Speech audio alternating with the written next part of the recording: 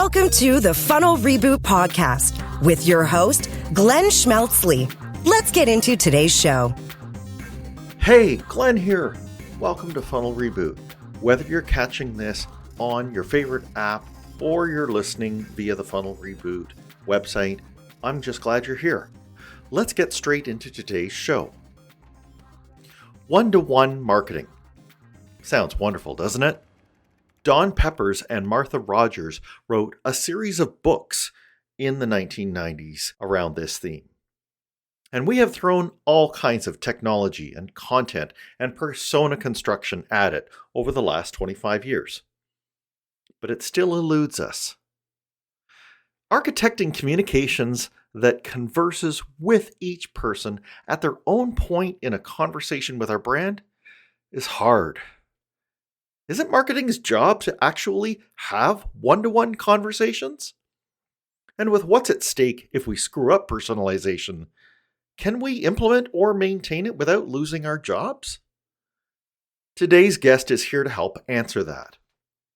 Since getting his MA in Information Studies from Aarhus University, our guest has lived at the intersection of data and communications.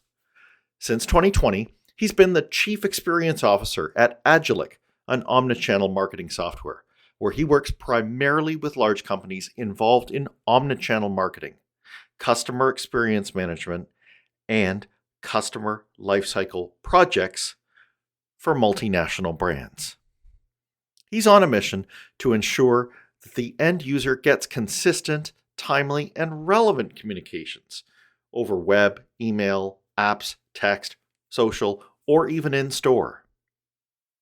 He also presents keynotes on this and sits on the jury for this topic at the Danish e-commerce awards. His first book, written together with Colin Shearer, was a bestseller on omnichannel marketing. We're talking with him today about his book, Hello Firstname, which came out in 2023. Joining me from Copenhagen, let's go talk to Rasmus Houlind. I'm really glad to welcome Rasmus Houlind. How are you doing, Rasmus? I'm doing amazing, thank you. How about yourself, Glenn?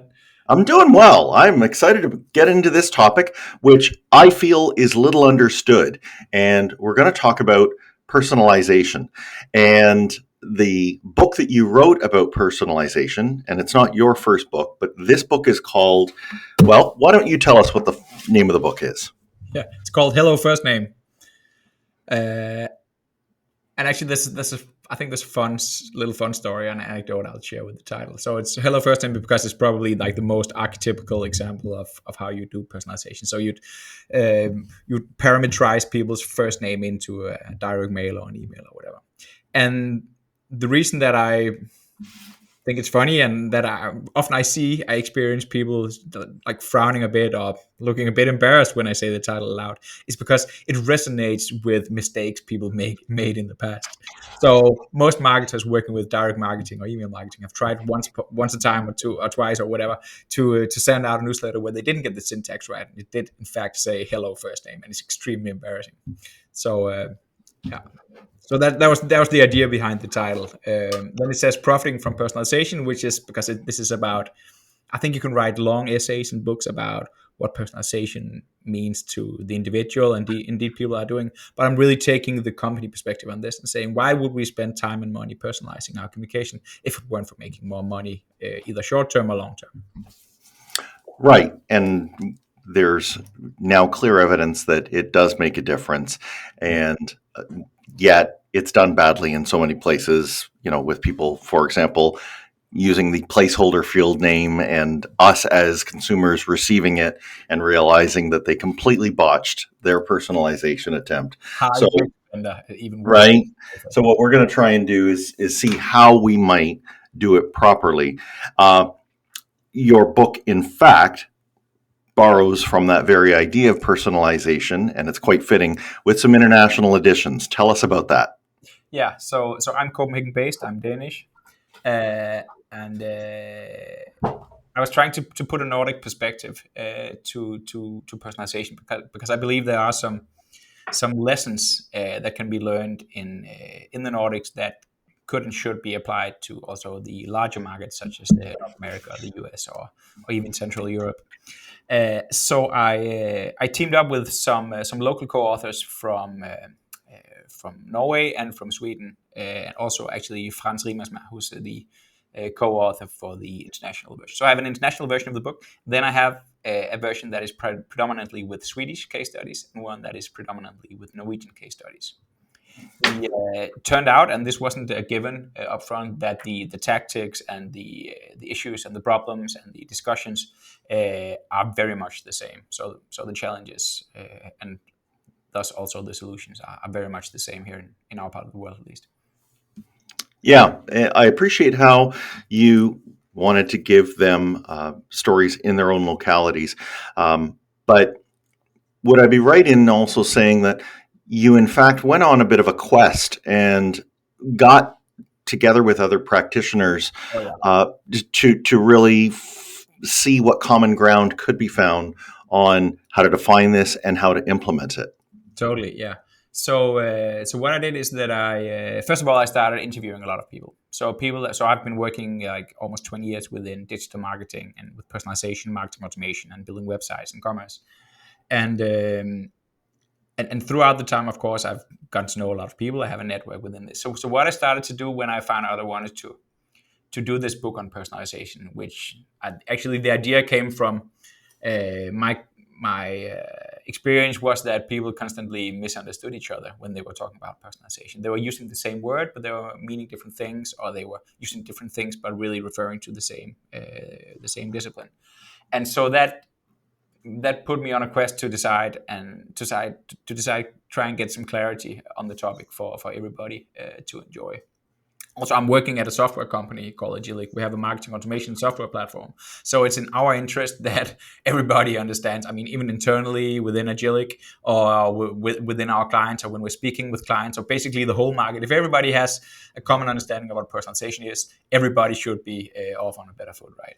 So that was the initial motivation for this. And then I actually spent quite some time not putting a solution together, but interviewing a lot of people to find out what was in fact the problem that I was trying. What was the question? So if you ever read Hitchhiker's Guide to the Galaxy, the answer to the life meaning in the universe is, well, I think it's 42 or is it 41? But no one really understood the question. So I was trying to get to know the question before I tried answering it, really. So right. I did a lot of interviews just trying to figure out, I mean, this misconception or this misunderstanding that there is around this term personalization, which problems does that lead us into? I mean, what are the headaches that people encounter and they experience, and what are where does the money seep out of this? Where does the customer experience become broken? What's keeping us from really making this work? And then I sort of drafted the initial model. So it's a practitioner's book. I think that's worth noting as well. So if you are into like a full roundup of the history behind personalization and such, I think there are probably better books out there. So I recently wrote or academic journal articles. Even that, yeah. I had some input from some scholars and some PhD scientists in Switzerland who they've sort of rounded up the whole history about personalization. So my idea was not to do that as much as it was to try and create a framework and some understanding and some models that were useful for practitioners. So when you were to do your personalization project, you would find this clarity and you would know what was what. You'd have like a clear nomenclature and a vocabulary, and yeah, basically that was the idea behind it. So I drafted that. So the initial thoughts on this, you can almost say that I prototyped, because I drafted this and I put down notes and I started presenting it to a lot of people with sort of this eerie feeling that I was probably wrong, because you need to get the wording insanely right. I'm super precise with the wording, because there are so different types of marketers that have different perceptions. So take a word such as relevance. What is relevance? There'll be a huge difference to what relevance means for a brand marketer as it would for a direct marketer, for instance, or an e-commerce manager, for instance. So they'll be having different perceptions on this. So just getting the wordings right was extremely important. The model had to be useful. So I put together a slide deck with some thoughts, and I actually ran 6 independent expert panels where I was pitching and explaining and trying to tell the storyline, see what they thought of the model, was the wording right, did I get all the naming and all that stuff, and putting that together. And I did that over a period of almost a year, getting feedback, slowly refining, prototyping the book, because once it's written, it's really annoying to change. So I better get it right, at least semi-right in the first place. So that was a bit about the process. It took me around a year to do it, and it's mostly written in the very small hours of the day. So I found that in the mornings, that's where I'm the most productive with work I'm doing. So a couple quick things there. Yes, I will say that you are. The book seems fixated on getting the definitions of words right, and this matters. We are speaking across many countries, and marketers may, like yourself, without realizing it, have a regional bias or a language bias or something like that is letting them blithely go through life, thinking they know a topic like personalization, but maybe being off in some key points. And so I appreciate how you did that. And then to, I suppose, almost be redundantly sure that you've got it straight, you then made sure that the definitions fit into case studies in, for example, the Nordic countries. Yeah. So you went to a great bother, and the edition that I am reading is the international one, which includes, for example, a case study from Canada, where I am. So this is great, and you've really tried to drive it home on how we're going to do this. And while there are points of the book where it gets into the technology that is actually driving this, we're going to spend some time first on the principles here, because the technology comes and goes and can change, but these principles that you have, as you say, are things that you can go to different places such as academia, and you can even go backwards in time to much earlier authors like 20, 30, 40 years ago, and find these kind of pillars of personalization. So let's maybe talk a little bit about that. We're talking here about some of the ways that an individual considers themselves receiving personalized information. So one of the ones that I had to wrap my head around was you talked about actual versus perceived personalization. So we're going to be flipping the viewpoint here, but the viewpoint at the moment, which I think is the one that ultimately matters, is what the consumer thinks. Yeah. But can you, for example, take us through what the difference is between actual and perceived personalization? Yeah, true.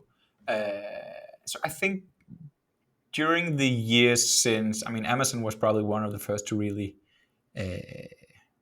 be very transparent and being very explicit about the fact that they were doing personalization. So the way that they were working with, they've even published a lot of studies about their algorithms and how they made product discovery a personalized experience. And indeed, if you try logging out of Amazon, the experience becomes extremely boring because it's a generic experience. So try that if you haven't for a while, see how boring it becomes and how unpersonal it suddenly becomes. So people have become gradually accustomed to being personalized too, and even to an extent where sometimes you don't even notice it anymore. So you're logging into Amazon and you sort of forgot that this is your Amazon. This is the way that you're looking Amazon, but for anybody else, it will be completely different. So that sort of becomes something that you don't think so much about anymore. And that's where it's actual personalization, but you may not notice it anymore because it just becomes a normal part of the customer experience. In other cases, I see so people take this idea of personalization and they also apply it, and it shapes how they think about marketing that in fact isn't personalized.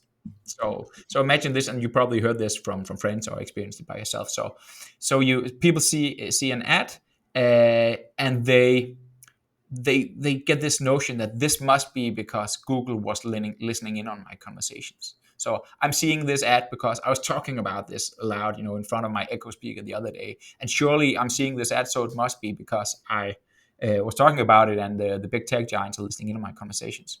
And that just doesn't have. I actually don't believe that they are listening in on our conversations, apart from what they need to run the speakers and such, because I mean it's too much to jeopardize a big business like that by really abusing privacy. So people will be getting sort of a semi-random ad, and they will perceive it as personalization, even though it could be. I mean, they could just be one person in a target group, in a segment. So they'll see personalization also where it doesn't exist. Uh, and when you think about it, also coming back to are they listening in on our conversations or not? I mean, they have so many ways of collecting data and getting to know us that, I mean, they don't have to listen to what you're saying. They know anyways. So Yes. yeah. So that's one This, aspect. Yeah.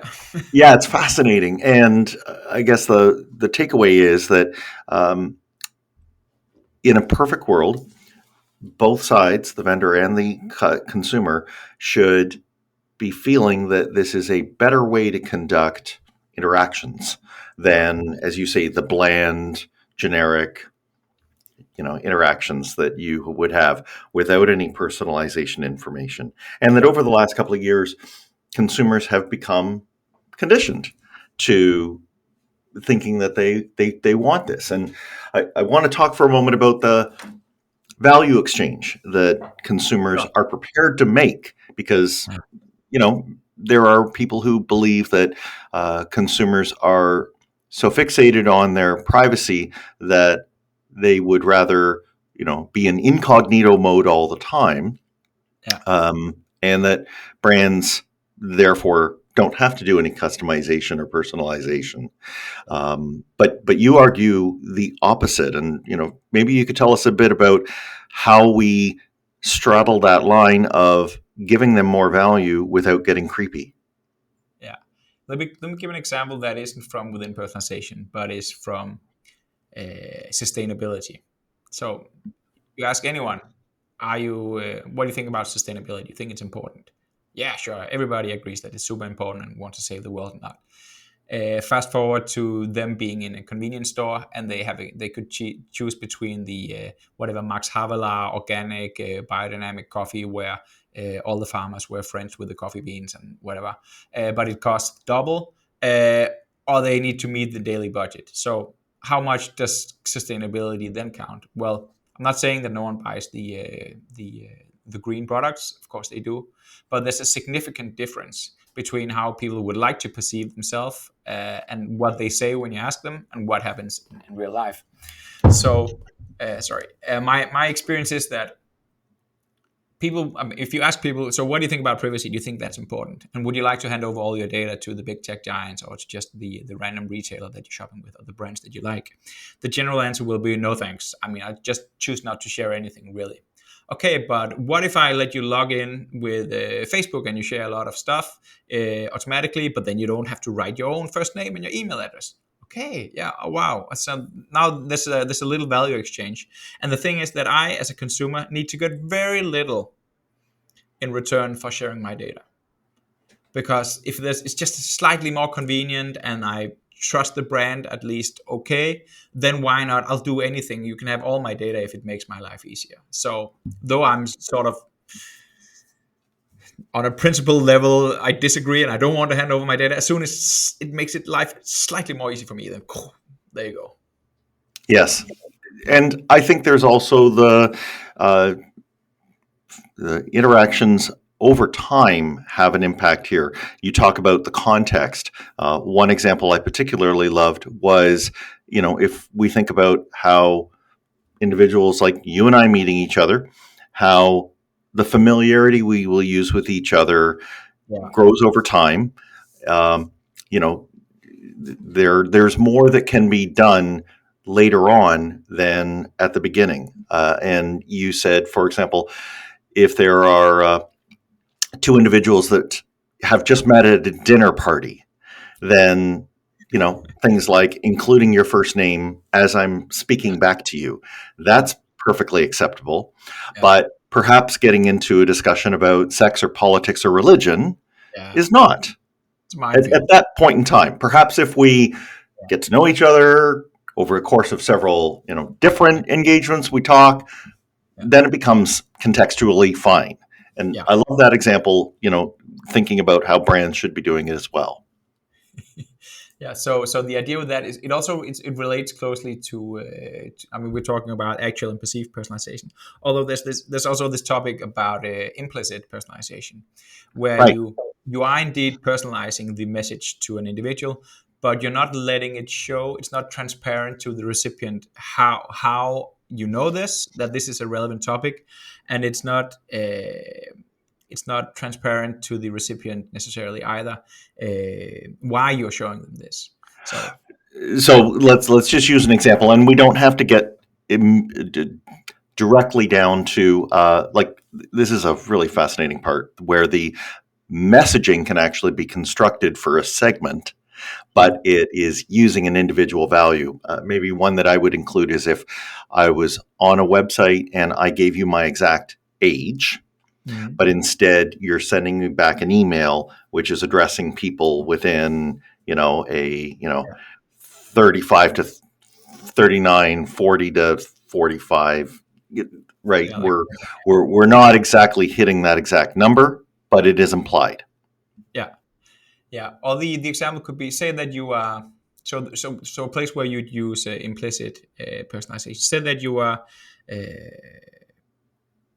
are interacting with your pension company, for instance, and you're constantly browsing the pages or the content about people, how to get through a divorce and what you need to do with your pension fund or your pension funding if you're going through a divorce.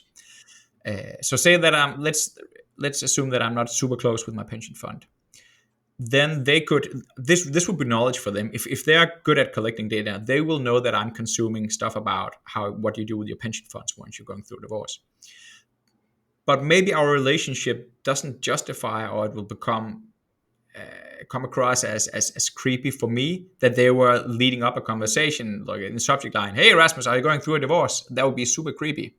Yep. So what they could do instead is that they could give me an email saying this week's digest or this week's focus, what to consider when you're going through a divorce.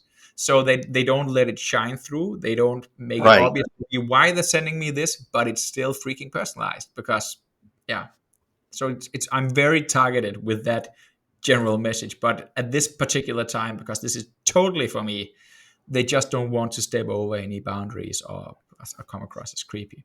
And also could be that it was, I don't know, my dog browsing the pages about you never really know what's going on. Yeah, you never really know what's going on with the consumer. And that I think that's another point maybe worth addressing, actually. Huge point. They're what's happening in their life is never going to be known. The phrase that, of course, I think did the best job of emphasizing that was the threshold that a marketer is aiming for is to be less wrong. Yeah, totally. Yeah, because we never know what's going on. There's all these conversations about how we design the customer journey and stuff. Forget about it. The customer journey belongs to the customer, and no matter if you, I don't know, shoot in a chip in the back of the neck or whatever, you'll never get a full picture of what's going on in people's lives. So you can only assume, and that's super dangerous, by the way. But you can guess, and you can hint, and you can probe, and you can suggest, but you never really know what's going on. Why didn't people complete that purchase? And why did they abandon the basket? I mean, you have no idea. The dog could have barked, the child could have cried, the internet broke, or you have no idea. Right. Why aren't people coming to the gym? There could be so many reasons for that. Why aren't they using their Netflix or their fitness subscription? So many reasons for that. They could be injured, they could be dying, they could be, there's no way of telling, really. Yeah. And you decided to even include a little bit more definitionally to help us there. Can you take us through deterministic versus probabilistic segmenting, which is trying to, make a balance here? Yeah. So there's a lot of talk of a lot of talk about AI these days, and actually AI has been. So when I did my first book in 2015, everybody was talking about big data. Then before that it was business intelligence, and then it became. Even before that, it was also called artificial intelligence. And we've been working with predictive analytics, sort of having the AI provide us with some insights about what is most likely going to happen. So say that you take take my full history of my interaction with the health club that I frequent. So they know every check-in that I have. They know every class that I booked. They know every class that I missed out on. They know when I come. They know when I go. They know when I go to the website. They know whom I go there with, and so on and so on.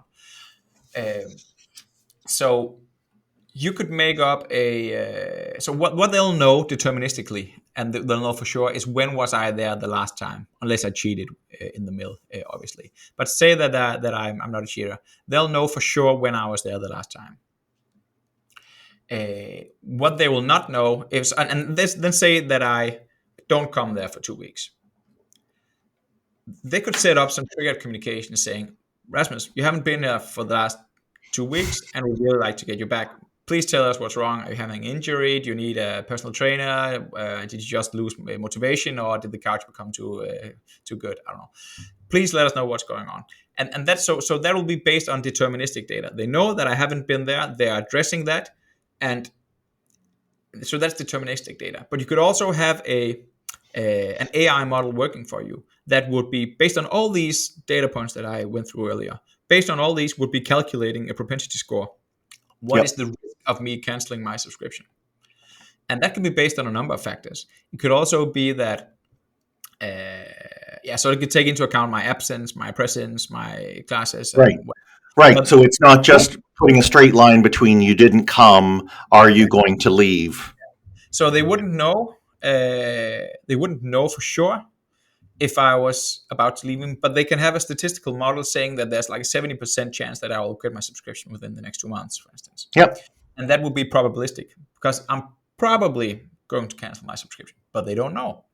Because maybe I'm just, 2 months enjoying the sun in Spain or whatever, and I'll be back to working out as if nothing happened. And coming back to, you never know what's going on in the custom side of the journey. So that will be, the deterministic is what they really know.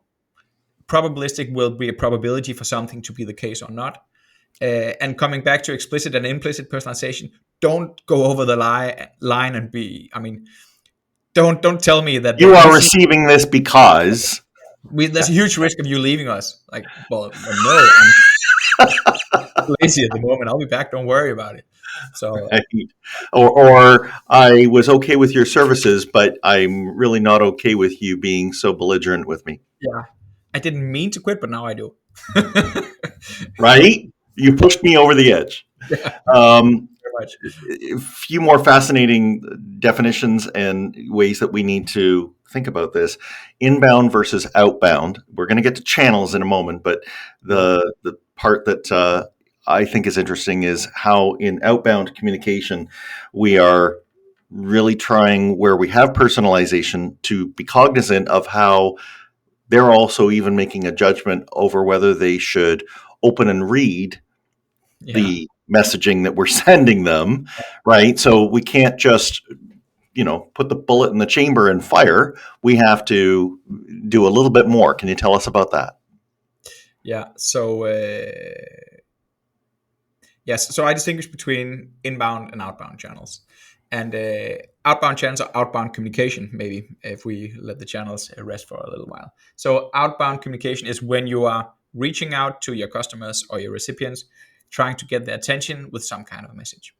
And if that message is bland and not personalized and whatever, Thursday newsletter because it's Thursday, so completely generic, you'll stand less of a chance in getting people to stop doing whatever they actually wanted to be doing and pay attention to the message that you're getting. So that means that as opposed to, for instance, having ranked product feeds or content feeds or news feeds or whatever. So the other type of content that is made part of the bow type personalization, which is the main model. So you can say that when you're working with outbound communication, the message, the creativity, the opening line, the subject line, the what's in the push notification, the message becomes extremely important for getting people's attention and trying to invite them in and show them more, basically.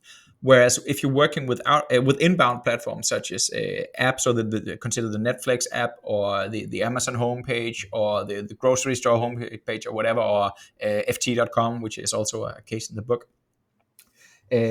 What people come there for you don't come there for the message. You don't come there to see whether there's an offer going on or whatever. I mean, you'd expect ft.com to send you the offers, but you come there for the news articles. So if whenever you open up ft.com or or amazon.com, you come there for the products, you come there for the content feeds.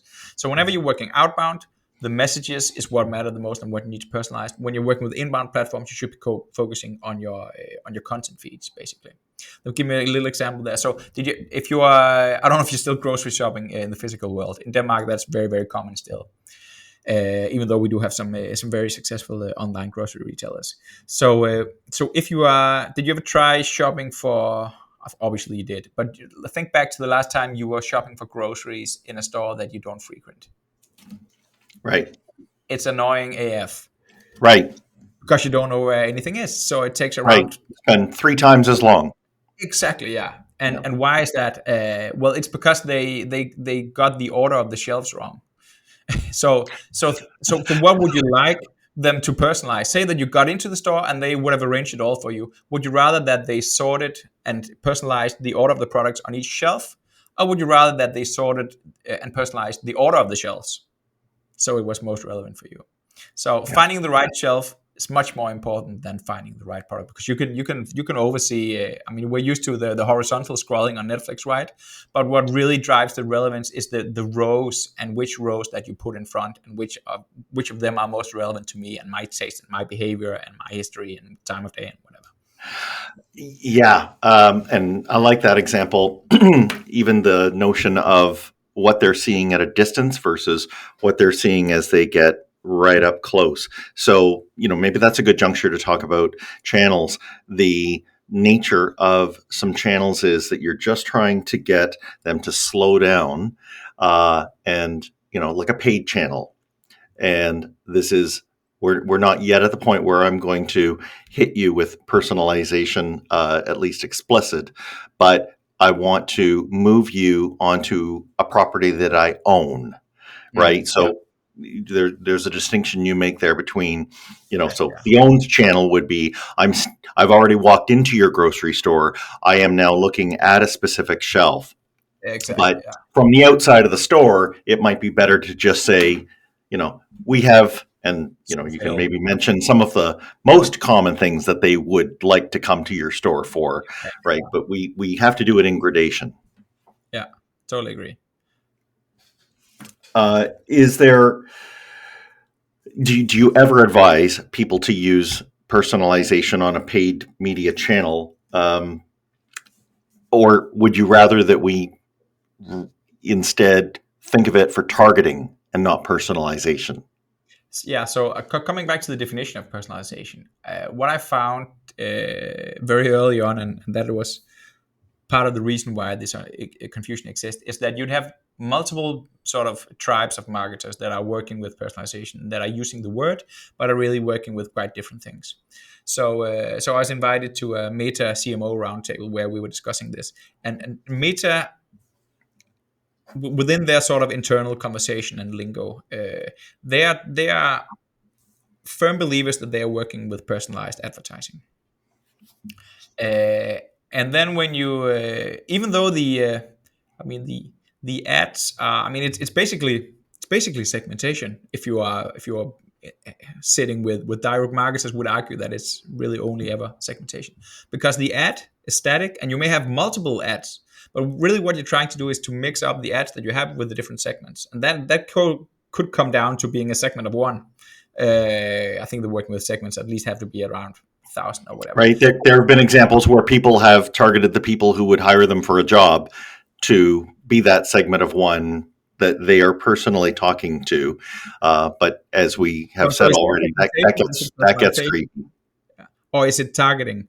And what I decided to do, because both the ones who are working with commerce, the e-commerce managers, and the people working with direct marketing, or the people who are working with advertising, they get their paycheck and it says personalization on it, and the invoices that they send say personalization on them. So they're getting their money from working with personalization. So if you are standing on the other side of the fence there and looking at them and claiming they're not working with the real kind of personalization, it's kind of empty, because a paycheck really doesn't lie, does it? So what I was trying to do with the book, I was trying to unite these different perceptions of personalization into one definition. And the issue with the definition is that yes, it's doable, and it's also makes kind of sense with the definition, but it doesn't take you anywhere and doesn't help you much in terms of making the personalization log. So from a practitioner's point of view, the definition becomes so wide that it's practically useless. And what you really need then is to take it one step further and say, what do I need as a practitioner to make sure that I know how to work with this? And how can I make sure that I don't make any dumb mistakes? How do I know which levers to pull in order to maximize profitability for the long term, for the short term, and so on? So that was kind of the reason. I think I forgot the question, Glenn. No, you're right on it. And this is, again, we can run afoul so quickly here. I think the root cause of some of the problems where people go past targeting and go into personalization on a paid channel, I think the error rests with things like not having proper consent management. Because if there were, for example, settings where someone says the information I give you can be used for our, interactions on your owned property, Yeah. that's fine. But if they have given you that and then you are using that out on the highways and byways of the internet to do it, and let's acknowledge that probably involves third parties. So, I'm imagining you've not only weirded out that consumer who said, but I told you that in a kind of an intimate setting, you're probably also running afoul of some privacy regulations.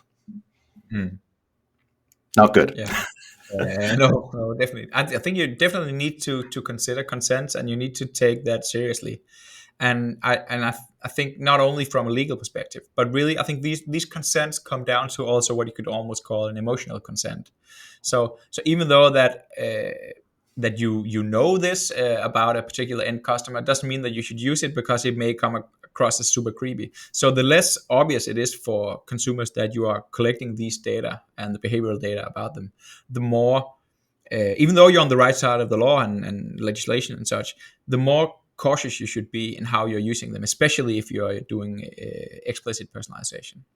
Yeah, I think it's about being deliberate. I mean, if you say to them at the time you're gathering the information, this is how I'm going to use it, But then, right, they feel that they've entered a contract that both will abide by. Yeah, and telling them like in the terms and condition page on like 3 folds beneath the screen doesn't count. I mean, obviously there has to be this emotional consent as well, or you'll be freaking people out in no time. Yeah, that's a great way to put it. Don't bury it in the fine print. Rasmus, I want to get into what you alluded to earlier, the bow tie method. But before we do that, we're going to take a really quick break. Do you have a lot of company data in reach, but struggle to get useful business insights out of it? Do you open up your Google Analytics, but find you're at a loss on how to get it reporting the way you want? Do you wonder what new marketing strategies you could leverage if you could just unlock what's in your data? If you said yes, then you sound just like other clients did when they started working with me. Many B2B companies who I've done project work with have been helped by modernizing their analytics. Should you be ready to begin a project, let's talk about what you would like your analytics to do for you.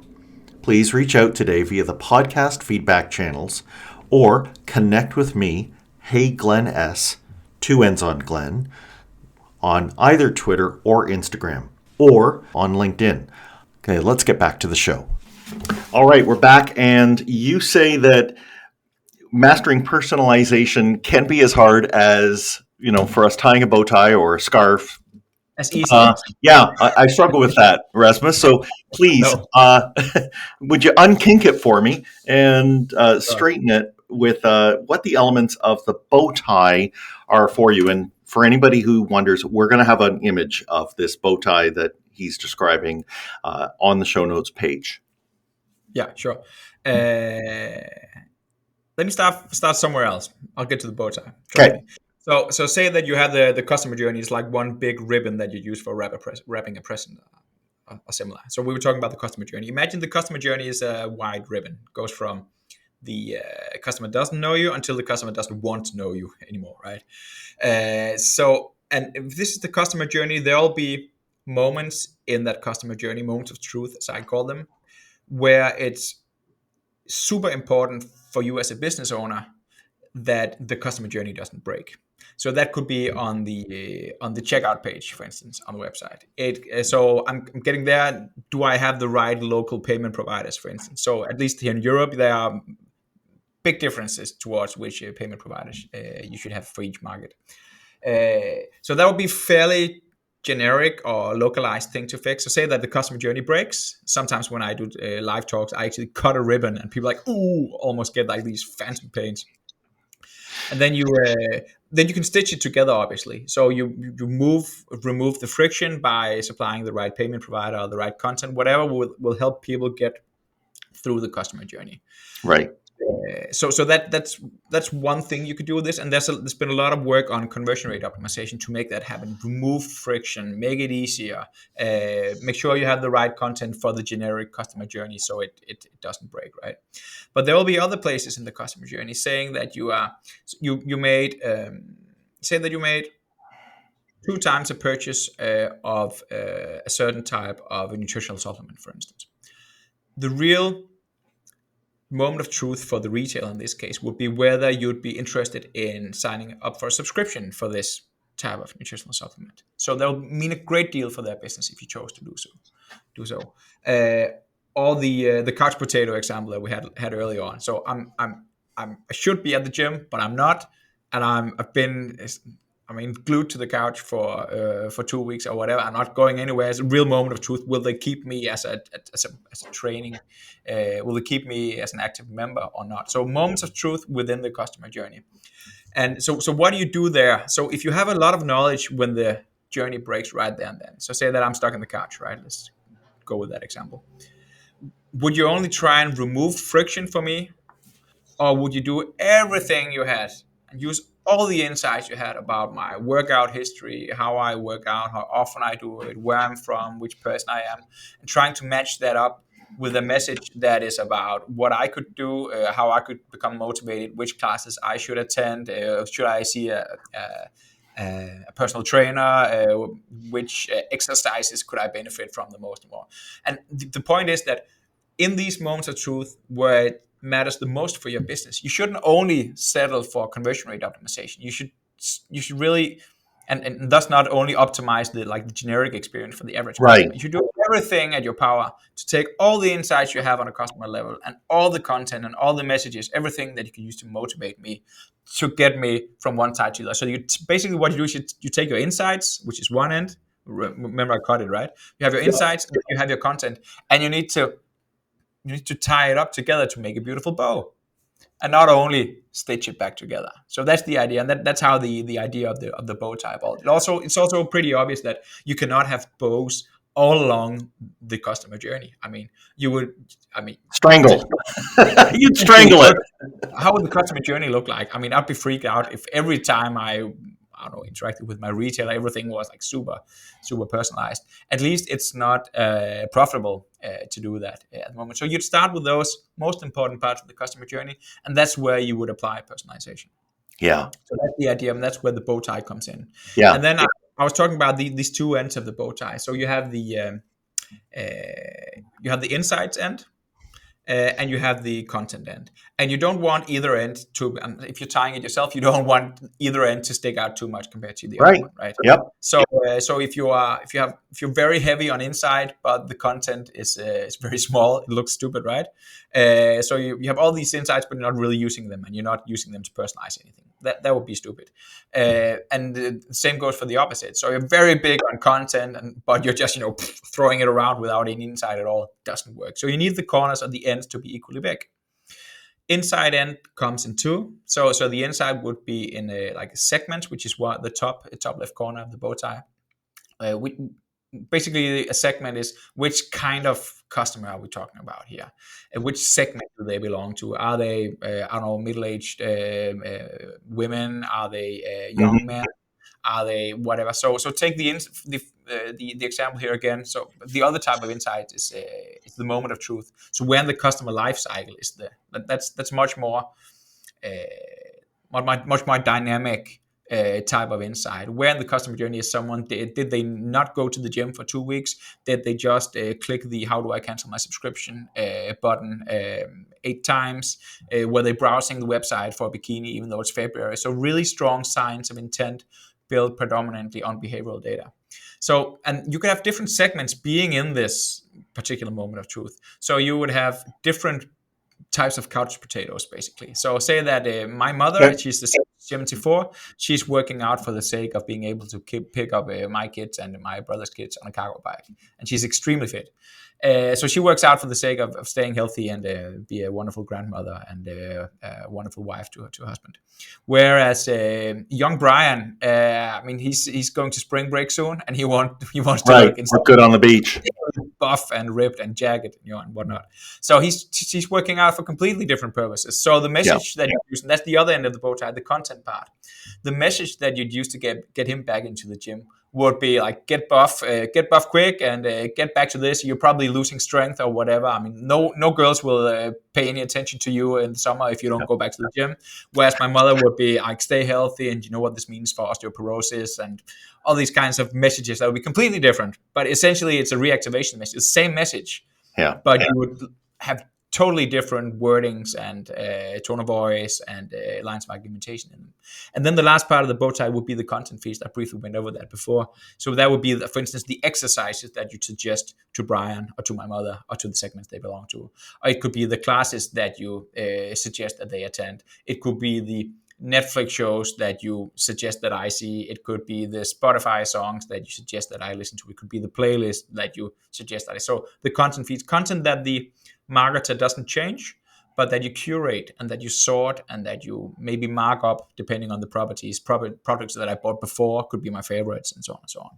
So I moved slightly away from the fitness metaphor, but and that content feeds portion, particularly for marketers who also dabble on the social media and go between paid and organic types of content, they'll appreciate how you were saying it can get atomized. We can parse these down into even, an image or small little bits of text that I might think of as assets, where I could place them across different. So, that text, for example, may be tweet length, whereas I have maybe other types of text which are longer format, but it's not a one-to-one with the channel. It is that I've got this array of assets, which when they conform to how the channel is best used, then I can insert them in that channel, or I can use them in another channel.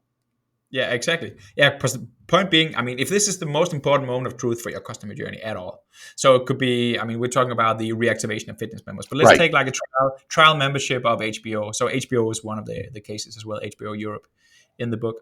And really one of the moments of truth for them is, I mean, when they get the first payment, no problem, because you sign up and you submit your credit card, and the first payment, they get that. Do they get the second payment? Actually, that's more of a moment of truth, because you don't let people withdraw money from your credit card twice without you using the service. So really, the real moment of truth, not for HBO, but for the subscriber, is between those. So I just paid between those 2 points. So I just paid once, and then that gets me to thinking, am I using this service? So they'll do whatever they can to make sure that I'm watching not only one show, but another one. So when the first one stops, I've seen all episodes, that I don't cancel my subscription because I'm also following this other one. Or the third one, or the fourth one. And that may be a series. So once you begin that series, ostensibly you're going to want to continue using it. But yes, it's a very fuzzy thing to nail down when in the consumer's mind they have cemented that choice. Yeah. And the thing is, if that's a very, very important moment of truth in the customer journey, you know that you will be needing to get that message across, whatever that message is not on only one channel, but on any conceivable channel. Because if there's one thing that's for sure, that is that your customers are across all channels. So if you want to get this very important message across to customers, no matter which consents or where you meet them or where they are, you need to have a message that's flexible enough And imagine, did you ever read Plato? So there's this Yep. notion of, that you never see the real horse. So there exists like this horse Form that's, of a vase. yeah, this form, meta horse even, and you only ever see like projections of that. So imagine that you have this reactivation message, right? But you only ever see the channel shadow of it, so to speak. So it's the same message, right? But you Right. never see the. I mean, you wouldn't even like to see the real activation message in all its formats, because it would be like sticking in all directions. You see the one that's meant for you, right? Yes, and I appreciate you delving into the philosophy there, but this does get rather metaphysical. Yeah. Even the notion of, because it's happening inside of their mind. One or two very quick things on that. This is why, and I love that you distinguished very clearly in what you said a few minutes ago about CRO, because CRO is meant to give me the best overall average Yeah. for what I consider moving from step A to step B. And instead what you're saying is, okay, yes, we may calculate that, but that's not a key performance metric. What we instead are aiming for is this very nebulous, have we reached a point in the consumer's mind where they say, yes, next time my credit card is going to be receiving a transaction, I'm going to be okay with it. Yeah. That shift can be rather difficult, and the tools which you might use to make that shift will be highly variable based on, as you say, the information in the bow tie. Yeah. I want to move for a moment into a slightly different area that people will certainly use to augment personalization, but it is not personalization, and that is where they're using an individual's name in who the message is coming from. And I think you call this personifying. Yeah. So can you just make that distinction for us, and how it's good, but how it doesn't go all the way, into personalization? You can combine the two Yep. tactics, obviously. So say that I am so in your inbox, or even in your message inbox on your telephone. It doesn't have to be emails, but let's take the email example. Everybody can relate to that. So the from field doesn't have to be a brand name. So say that I signed up for let's just stay with HBO maybe, Okay. and let's take another one. So I recently, I was part of making a loyalty program for a bank, and they would be sending me different information from different senders, and some of it would be with the from field being the name of the bank, and Yes. some of it would be with the name of my own personal accountant, even though he didn't send them personally, but it would be sent as if though it were from him. And that would lead me to believe, first of all, that this is probably more personal. This is not just the brand communicating, blast communication to everybody. This is probably for me because it's from a person that I know. I'll be opening it up, and maybe I can see that, okay, so this is actually an automated email, but it's still, it has a real person as the sender. So if I reply back to it, that could initiate a conversation, and he Right. has been sort of taking into account, he knows that this is being sent out in his name. So that would be a personified message. But this opens up the possibility where we're looking at the voice that is used in the overall content. And while we're speaking in English, English is a really awful language for trying to convey this. But there are casual, like personable conversations that you can have where it's clear that I'm speaking to you as an individual, but there are also it's done better in other languages where there is the formal voice, which is more vocative. I'm speaking to all of you, as if I'm on a stage, and Exactly. we can start to use those little aspects of how we word things, again, to get into their mind, whether I'm the bank giving a announcement of we have a price change coming, or Rasmus, I Probably want to speak pretty with brand. you. Yeah, because there's an important life event coming up for you, and I would like to plan together with you to Yeah, make that, go as exactly. smoothly as possible. You mentioned that, for example, in languages like Japanese, that, we not only have this distinction, and it's also Yeah, along the lines of a senior to a junior, or, an adult to a younger person. It starts to come into things like, will I be using a formal appellation? Is it yeah, Mr. Fukuyama? Or, yeah, like I prefer over here in the Americas and yeah, probably in Western Europe, call me by my first name. yeah, exactly. Yeah, It's I'm not fascinating. pretending you're strangers if you're not, and I'm inviting you in by letting you use my first name, and that's cool. So, but if you're doing email marketing in Germany, they expect you to be more polite and to use the title abbreviations and call them doctor if that's what they are, doctor, or professor, or whatever. And Yeah.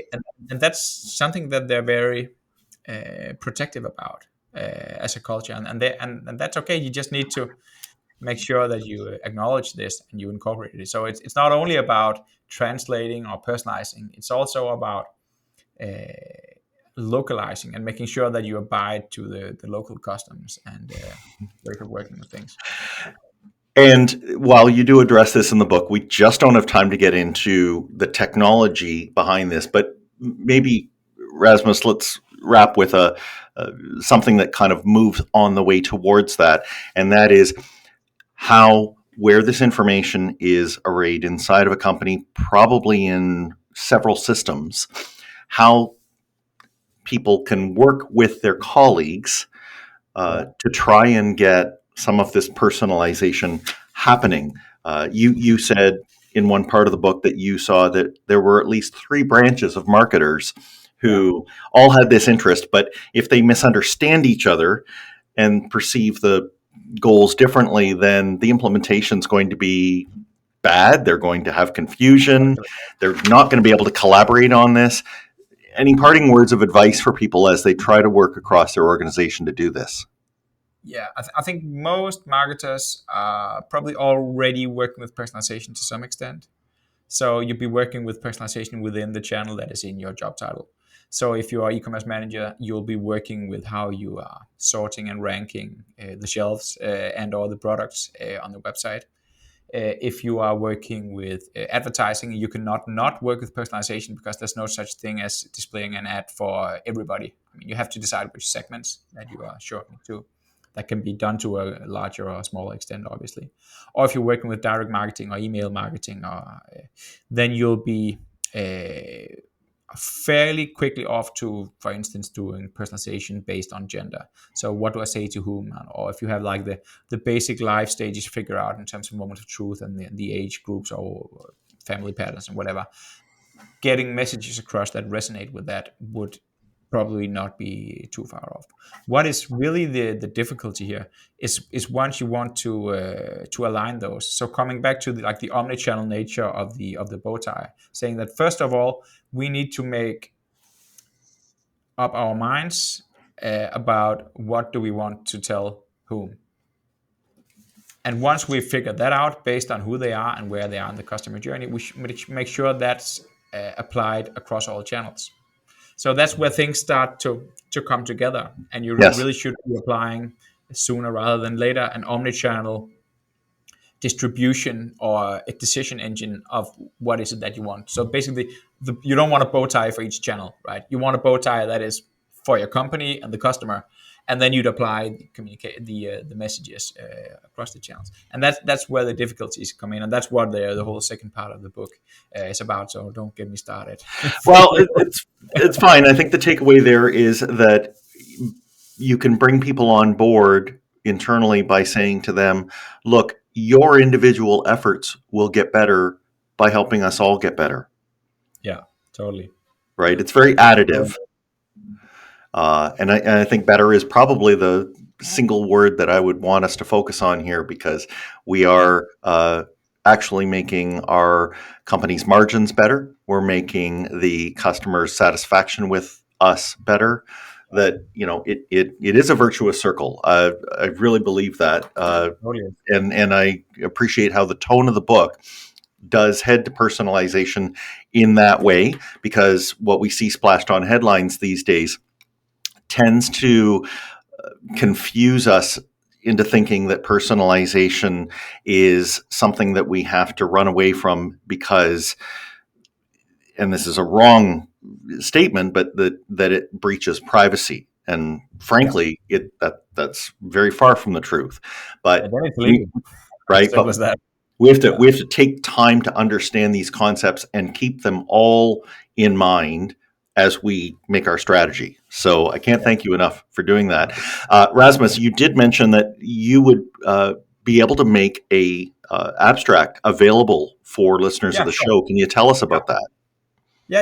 So I made an abstract of the book, the ebook. First of all, you can buy it on Amazon. So that'll be easy. Also on Kindle, I think it's $10. So it should be a why not kind of purchase. I'm also recording it as an audiobook at the moment. It's not quite out yet, but I'll be releasing that as, I think, podcast episodes, actually. And I'll be discussing each chapter with interesting people from the industry. And then you can find the abstract, the written abstract that exists already. If you Google, it's sponsored by the place I work called Agillic. So if you Google Agillic and hello Firstname, you should be able to find it. Or simply connect with me on LinkedIn, and I'll be happy to guide you towards it, or have any conversation about this matter if you're interested. So I want to thank you so much for writing the book, for coming on the show, and for helping to make people's understanding of personalization even better. Thanks for listening. Follow the show on Twitter @Funnel Reboot. If you like what you have heard today, please consider leaving a review wherever you get your podcasts.